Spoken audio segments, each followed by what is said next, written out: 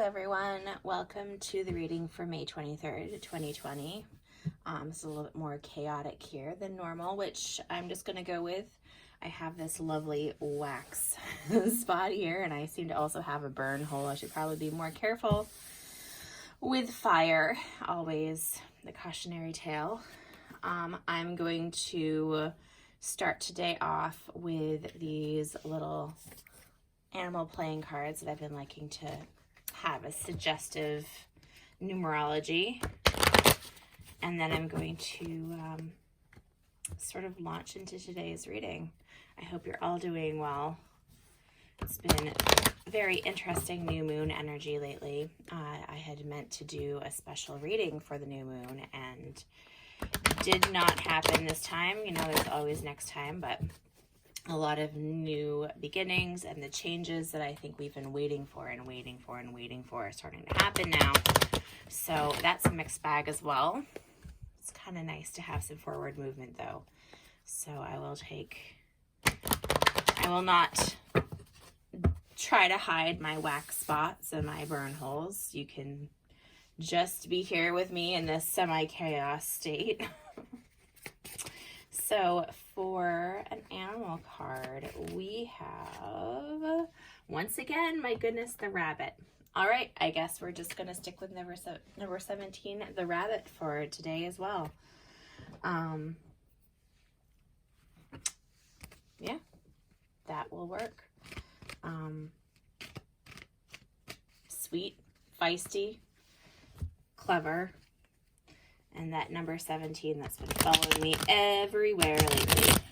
So, cool. I'll take that. I'm going to draw a few of these cards, and I'm going to draw one of the archetypal cards that I've been doing, the wild unknown archetypes. Wow, the wild unknown archetypes. Still haven't had a chance to look up these cards, but now I know how to, thanks to yesterday's reading, which makes me happy. Sometimes I guess that's demonstrative of the answers that we're looking for being literally right under our nose. So that is a positive, I suppose. Okay, let's see.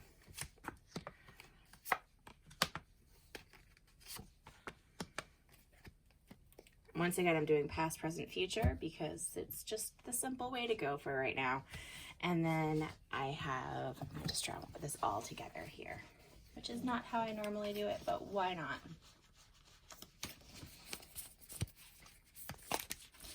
These I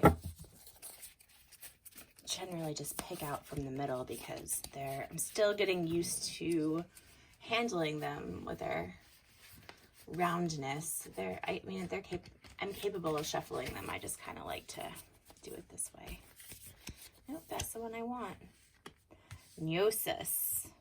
Okay, I haven't ever drawn that card before. That's great. New things. Okay, so we have the Hierophant in the bottom of the deck. We have the Queen of Swords in reverse in the past, the Moon in the present, surprise, and the Queen of Pentacles in the future. Now, the Queen of Swords in reverse can be an illogical or kind of, once again, it can be somebody who feels like they're being logical, but they're not. They're being colored by their emotions. They're not being as reasonable as they would like to feel like they are. Either that, or they're just being kind of nasty and they're cut off from their emotions completely. So this can be, I feel like this is some struggling energy here in the past. In the present, we have the moon here, and although it is the new moon, this is actually perfect for this because the moon card can talk about things that are hidden, work with our shadow side, which we've been talking a lot about, trying to understand all the parts of us that make us who we are, doing a lot of that sort of introspection. The moon card can also be that something is hidden in your life that you have not yet seen. Something has not yet developed. And then the Queen of Pentacles is a very pragmatic, very down-to-earth, positive queen. She's the one making dinner when everyone's, everything's going wrong and she's feeding everyone. She's the one doing the work that needs to be done to keep things afloat. The nurturing and the caretaking and the bedtime story. You know what I mean? This is the Queen of Pentacles. And so that's really positive future energy, especially with a lot of the chaos and the changes that we've been experiencing. It's definitely nice to see the shift from the Queen of Swords reversed to the Queen of Pentacles. The Queen of Swords reversed is just, it feels like, to me, very painful. Sometimes I end up in the tarot deck as the Queen of Swords, and that makes sense to me because I am somebody who loves very intensely and also tries to use logic to inform my actions. And so there's that sense of caring intellectually. The Hierophant at the bottom of this deck is tradition, or sometimes it's marriage, but this can be about traditions or relationships or commitments that are being developed right now. It's kind of what I mean, the overarching idea of tradition. And in fact, the Queen of Pentacles does very well with this sense of tradition. She is stable and sure, and traditions are things that we know are certain.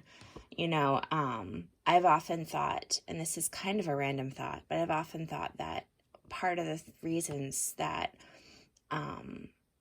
funerals and such are very difficult in modern life is because there's less of a normalized pattern of how to be supportive of a family that's experienced loss in our culture.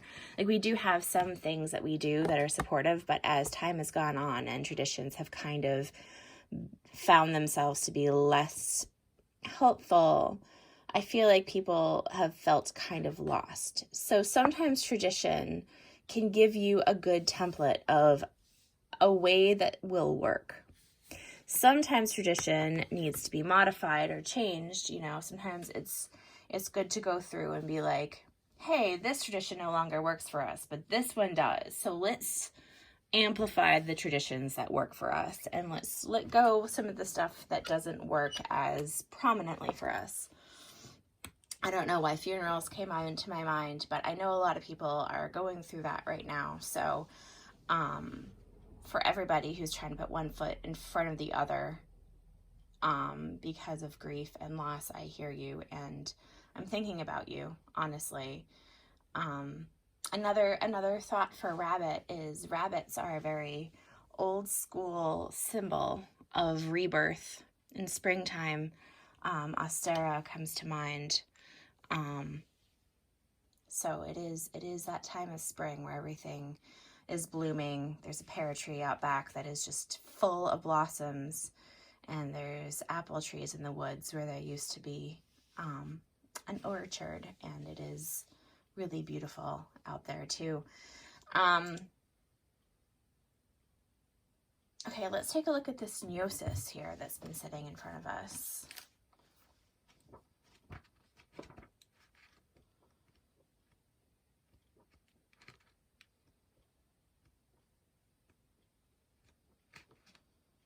LXX.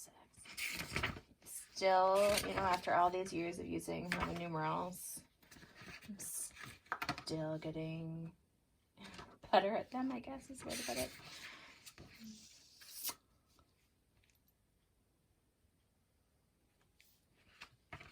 Here we are. Gnosis. True knowledge is not found in facts and figures in scholarly books on library shelves. Rather, Gnosis points to the deep and timeless archetypal wisdom that rises from the felt experience of having touched the unknown with every one of the senses. Those who are drawn to Gnosis find themselves in esoteric studies, like involving mysticism, alchemy, healing, or perhaps science. Knowing is their calling. Not knowing is their job description. No matter how far the alchemists take their studies, they come to the ultimate conclusion that facts slip towards mystery, and soon the mystery results in facts. This card signifies a knowing that is life-changing. Once you experience it, you are forever changed and become a guardian of Gnosis. The internal mystery is calling you, so to your passion in the deepest way available to you. Well, that aligns very well with this moon card here and the inner workings of, you know, working with your shadow side and working with internal understandings, and also this shift between this Queen of Swords, brash, kind of uncaring feeling energy towards this more productive, and not just productive, but, oh my goodness, please don't whine at me. I'm doing something. I'll be right there. My dog is whining at me because that's how life works. The Queen of Pentacles here, which is, and this is regardless of, this is not a gendered reading. One thing that I know, I always assume people know this about the tarot is, or the tarot, depending on how you say it, is that these personalities are not necessarily gendered, that sometimes they fit roles in our traditional society. You know, the Hierophant, like this could represent a traditional role of a woman, but it doesn't have to be a woman who embodies that energy. It doesn't have to be a woman who embodies the Queen of Swords' energy. The Queen of Swords naturally is beckoning for things to come at her. She is prepared. She has a sword of truth in her hand. She is filtering through the information coming towards her. I think that when the Queen of Swords is in reverse, it's like our filters aren't working so much. There's a sense of overwhelm. And I know that sometimes, I don't know about other people, but when I'm overwhelmed, I have to like work with myself not to be a snappy, nasty sort of person. Ask anyone that I have worked with. I can sometimes be difficult. And I think we all have to deal with that energy in some way. But this sense of sort of like rabbit rebirth and renewal and internal work, and this idea of internal knowledge, this reminds me obviously of Socrates and the sophists, you know, those that claimed to know everything really didn't know much, and he who claimed to know pretty much nothing was much wiser than those who claimed to know everything in those stories. And then, I mean, that's history, not just stories, but we read of it through Plato, so stories. I'm going to draw one last card as sort of an advice card for this energy, although I'm seeing a lot of, you know, balancing tradition, balancing what works, synthesizing what works as we move forward finally, synthesizing how we want to be in these times, how we want to deal with the world around us. And, you know, that the suggestion that maybe there is a place for some tradition in this world.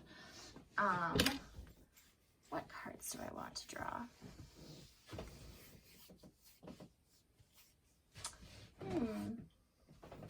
Let us just simply draw another one of these cards here. Sort of a final card. That is quite enough. And I've drawn the Tower reversed. You're being very naughty. Sorry for my whiny dog. The Tower reversed implies to me that we may be through the worst of the experience of change. Hold on. Be quiet. Well, animals, can't control them.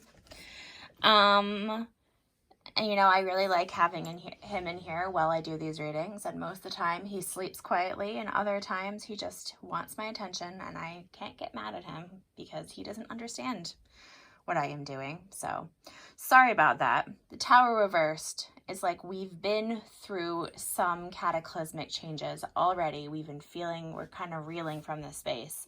So I feel like this is really good advice for, as opposed to this being the advice for this is seeming to be the advice for this situation. We've been through at least the first wave of this pandemic we're dealing with. We've been dealing with a lot of personal changes, a lot of internal work, a lot of sudden situational changes, a lot of things have sort of come out of the woodwork. A lot of